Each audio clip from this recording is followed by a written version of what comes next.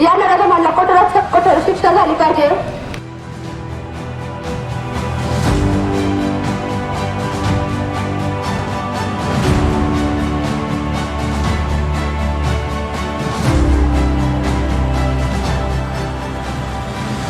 नाशिक मालेगाव येथे यज्ञा दुसाने या चिमुकलीवरती झालेल्या अत्याचाराविरोधात सकल मराठा महिला समाजाच्या वतीने कार्ला फाटा येथे निषेध आंदोलन करण्यात आले.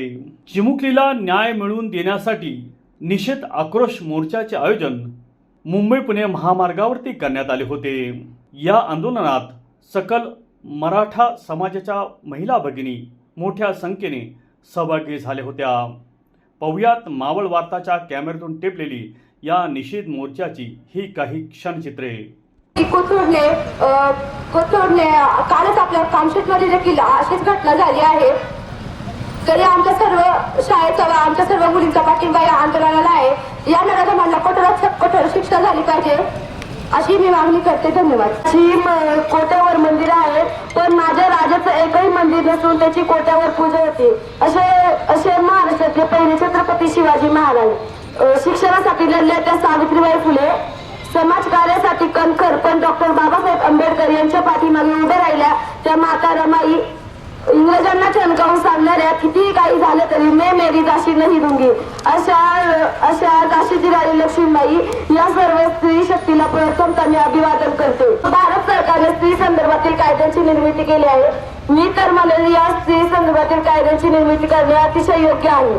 पण एक वेळ अशी आपण आणली ती म्हणजे राजमाता जिजाऊंनी जसं शिवाजी महाराजांना घडवले तसेच आपल्या माता भगिनींनी आपल्या मुलांना घडवले तर असे अत्याचार होत नाही. त्यामुळं आपण असे अत्याचार होणार नाही. आता असे होते अजूनही महिलांवर अत्याचार होत आहे. छत्रपतीच्या पावनभूमीतही महिलांवरती अत्याचार होत आहे. त्यामुळे भारत सरकारला कायदे बनवण्याची गरज पडली आहे. महत्वाचा कायदा सांगायचं झालं तर भारतीय दंडविधी संहितेमध्ये कलम 354 हे विनयभंग संदर्भातील कलम आहे. एक उदाहरण देते की जर आपण बसमध्ये बसला असतो, कोणीतरी आपल्याकडे वाईट नजरेने बघते तर आपण त्याला सोडून देतो. पण आपण जर का त्याला त्याच वेळी ठणकावून सांगितले असते तर त्यांनी पुन्हा कोणत्याही महिलेकडे वाईट नजरेने बघितले नसते. सन्मान करा आदर व्हा बदला ही दुर्दशा सारी. सन्मान करा आदर व्हा बदला ही दुर्दशा सारी. नको अत्याचार नको वेदना सुखी व्हावी प्रत्येक नारी. नको अत्याचार नको वेदना सुखी व्हावी प्रत्याचार होत आहे तरी सुद्धा आपण एवढं शांत बसलो आहे. आजकाल आपल्या अवतीभवती खूप म्हणजे नराधम आहेत, अत्याचार करणारे. आपण तरी सुद्धा शांत बसलो आहे. ह्या नराधमाला फाशी झालीच पाहिजे. ह्या सगळ्यांमुळे महिला सक्षमीकरण करणे खूप गरजेचे आहे. महिला सक्षमीकरण म्हणजे काय? म्हणजे स्त्रियांना शिक्षण, आर्थिक स्वातंत्र्य आणि निर्णय प्रक्रियेला समान संधी देऊन त्यांना सक्षम बनवणे, जेणेकरून त्या समाजाच्या सर्व क्षेत्रात जसे की विज्ञान, राजकारण आणि उद्योगधंदा म्हणजे पुरुषांच्या बरोबर प्रगती करू शकतील. पुरुषांच्या बरोबर प्रगती करू शकते. तरी सुद्धा त्यांना ह्या आव्हानांना सामोरे जावे लागते. असे का होते?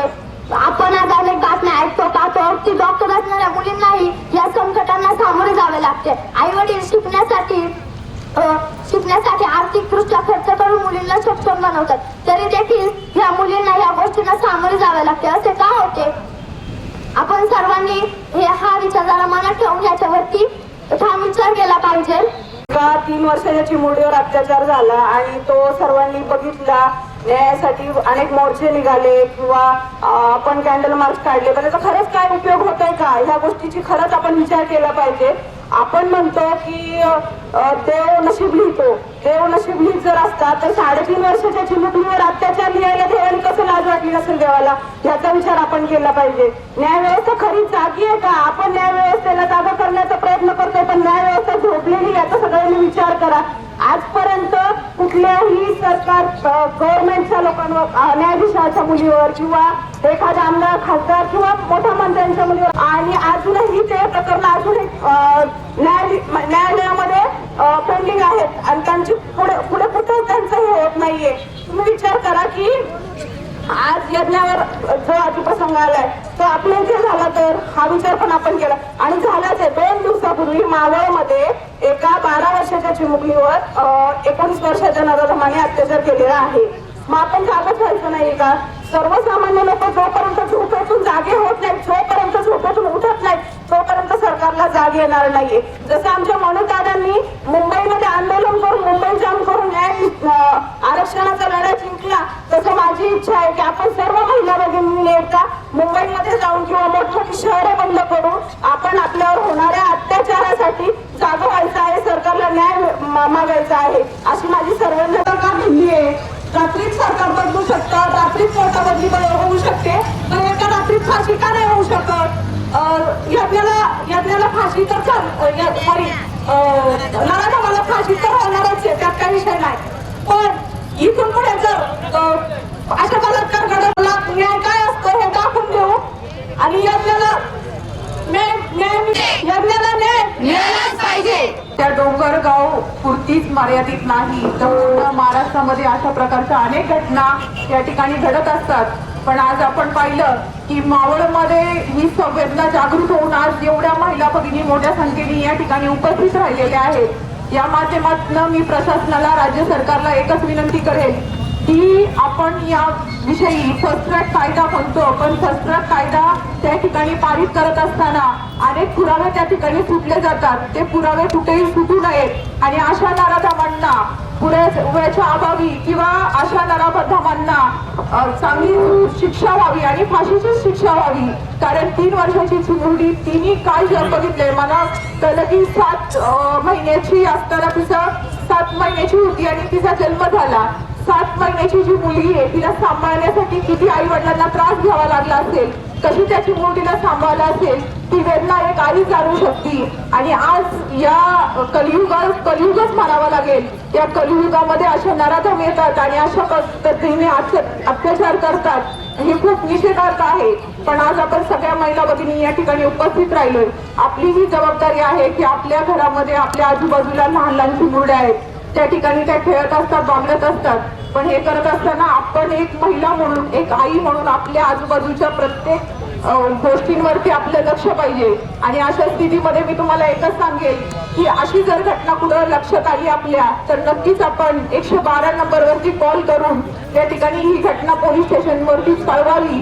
आणि या ठिकाणी पोलीस प्रशासन आहे, तर साहेबांना आणि मॅडमला मी एकच विनंती करेल की आमच्या भागातील जे शेतकरी कुटुंबातील सगळे कुटुंब आहेत, बऱ्यापैकी दुपारी सगळेजण कामाच्या निमित्ताने बाहेर असतात, महिला शेतीवर असतात, तर आपण सगळ्यांनी जर दुपारची गस्त या ठिकाणी वाढवली तर मला असं वाटतं नक्कीच कुठेतरी या ठिकाणी बचत असेल. आणि अशा पद्धतीने जर आपण कामकाज केलं तर निश्चितच माझा मावळ तालुका आणि माझ्या मावळ तालुक्यातल्या कन्या सुरक्षित राहतील. आणि या ठिकाणी शाळेतल्या माझ्या बऱ्याच मैत्रिणी आहेत, मुली आहेत, त्यांना मला एकच म्हणायचंय, आपण शिवाजी महाराजांच्या मावळात राहतो, तिथं आपला जन्म झालेला आहे. म्हणून आपलं सर्व महिलांचं एक हे आहे की आपण सर्व महिलाच करायचंय, दुसरा येईल आणि आपलं रक्षण करील, हे आपण अजिबात मनात आणायचं नाही. आपल्या मुली, आपल्या सुना, आपल्या लेकी, सर्वांची जबाबदारी आपलीच आहे आणि आपणच कणकर बनायचंय. सर्वांसाठी माझा जय महाराष्ट्र. एका चिमुकलीला न्याय देण्यासाठी जमलेल्या महिलांना एका चिमुकलीवरती अत्याचार झालेला आहे. त्या अत्याचारावरती त्या नराधमाला शिक्षा झालीच पाहिजे. 3.5 वर्षाची चिमुकली जी पाळण्यातूनही बाहेर आली नाही, अशा चिमुकली बरोबर जो झालेला अत्याचार आहे, त्या अत्याचाराचा सर्व मावळ तालुक्याच्या वतीने, सर्व महिला भगिनींच्या वतीने जाहीर निषेध करते. व या चिमुकलीला न्याय मिळालाच पाहिजे. यज्ञाला न्याय, यज्ञाला न्याय, नराधमाला शिक्षा, नराधमाला शिक्षा. आजपर्यंत पण न्याय भेटलेला नाही. तुझा जो आरोग्य आहे त्याला तुम्ही पोलीस प्रोटेक्शन देऊन तुम्ही त्याला पोहोचत आहात. त्याला तुम्ही जनतेच्या देशमुख भैया आहेत, त्यांना काल 1 वर्ष कंप्लीट झालेला आहे, पण आणखीही त्यांना न्याय भेटलेला नाही आणि तो न्याय लवकरात लवकर भेटावा अशी ही आमची मागणी.